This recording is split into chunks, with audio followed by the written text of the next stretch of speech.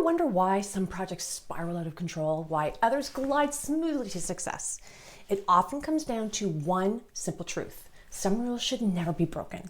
In this video, I'm diving into something I teach all my project managers in my course. There are 5 rules you must follow in order to avoid having your project crumble.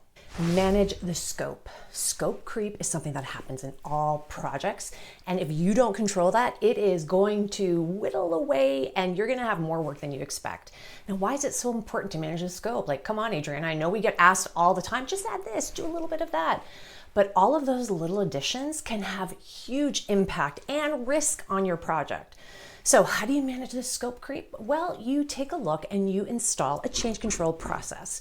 This is something that I teach my students all the time in the Slay Project Management course, that you need to have from day one a process on change control, and that's going to help you nip things in the bud. So if you're wondering more about scope creep, well, you can check out my other video. Just go to the YouTube search bar and put in scope. Before we get to the next tip, I've got a quick heads up. Have you checked out my latest webinar? If you've ever found yourself in project management maze, this is your guide to making sure you set up things right from the get-go. Save your seat. I'll put the link in the description box below. It's your key to project success.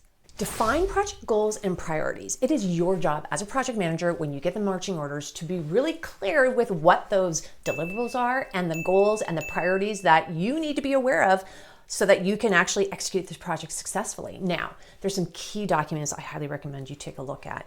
That is the scope template. That's gonna define a lot of the things like what you're gonna do, what's in and out. You also wanna take a look at a priority matrix. This is probably critical, not probably, it is critical from a priority perspective to know from a scope, time, and budget, which is your constraint, which do you have to optimize, and which you're flexible with. And you have to do this in the beginning because this is the easy time to do it. If you try to do it later on, it's just not going to work, and it's going to help you with managing your projects. Now, something that a lot of project managers don't do when it comes to, their goals and deliverables is they don't take a step back and take a look at how is their project interacting in the organization strategy. You need to take a look at that. How is it linked? So this is a justification of why you're doing this project. Are you just doing it willy-nilly? Or are you doing it because there's something there that you have to deliver on that's linked to an important strategy? Something else that a lot of project managers don't do, which is extremely critical, is your project connected to another project? Is it an input into another project? Is it an output from another project? Do you have other projects that you need to be aware of so that you can understand the deliverables and ensure that, hey, what we do here has to be done by day ABC or day XYZ because we have this other project who's relying on us, or a particular milestone that has to feed into a different project. It is so important because I wish we lived in isolation. That's silo mentality. We have to take a step back and look at things holistically. Don't leave anyone in the dark. Now, what I mean by this is communication. You do not want to let anybody on your project, whether that's a team member, outside stakeholders like sponsors, steering committee members, even end users, in the dark with what's going on, because what happens? People make assumptions, and when they make assumptions, they can make the wrong conclusion on things. So your whole job as a project manager is to make sure people understand what's expected of them, their roles and responsibility, the expectations within the project, and that's all about communication. So what are some great ways to really set up communication is from day one at your kickoff meeting, set those roles and responsibilities for your team members. Like, guys, we have to update our WBS every single week on Friday by noon. I'm going to be communicating to you this way. We're going to have meetings in order to talk about these things, and I'm going to send out those invites in advance. And if anything is coming down the pike, here's how we're going to handle it. And then for other people, you may want to set up newsletters so they're aware of the progress of your particular project, particularly like end users. If they know internally something's coming their way and it may impact them and make they feel maybe, oh my goodness, this is going to be different for me, then you've got to bring them through the loop. So again, communicate. As you know what I say all the time, communicate, communicate, communicate. Monitor progress religiously. Okay, that seems like a no-brainer, but you know what? I sometimes find project managers, not all, who will not monitor their project plan religiously, will have an assumption and expectation without actually communicating, like I said in my last tip. of how they expect the team members to provide those updates. And they may even just do them through emails and weeks may go by. I can't, please don't do that. I'm telling you, that's going to set you up for failure.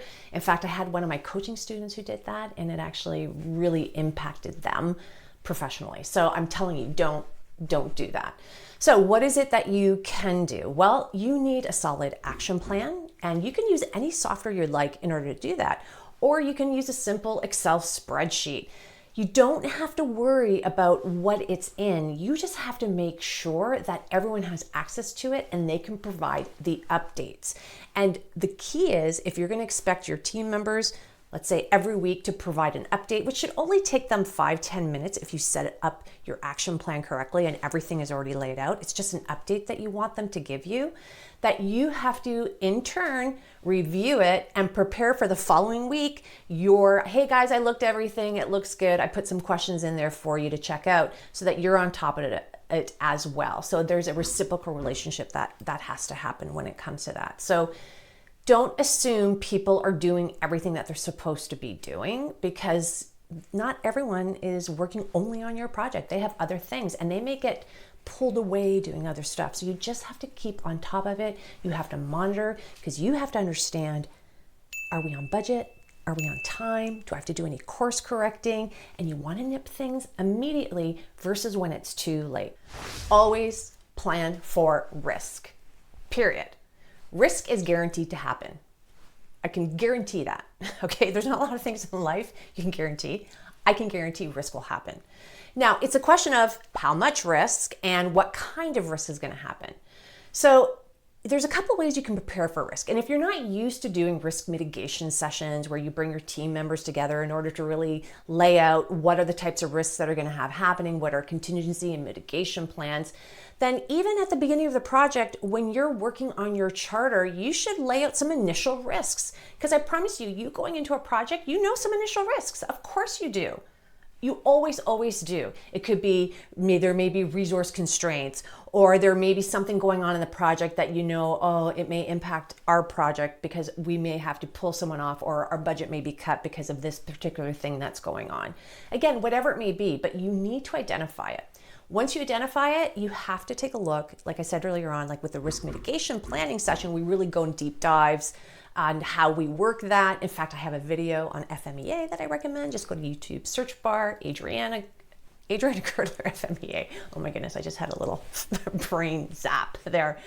But you want to put contingencies and mitigation plans together, and you want to add those into your action plans right away. So yes, you have your tasks that you're doing, but you also have to be preparing to mitigate the risks that may potentially come. And ideally, you want a contingency plan to make sure that it doesn't even occur at all.